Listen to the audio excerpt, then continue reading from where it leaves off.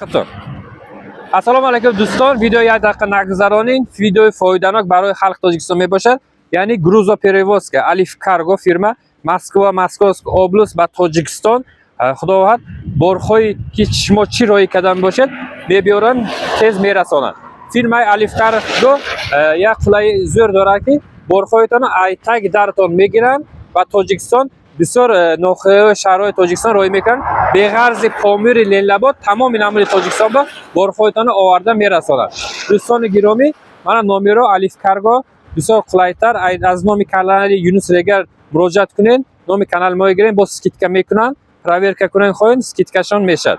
انشالله ارزانتر و قلایتر و تیزتر بارخوی خود را گروزا پیروز که الیف کارگو کردید و تاجیکستان رای کنید.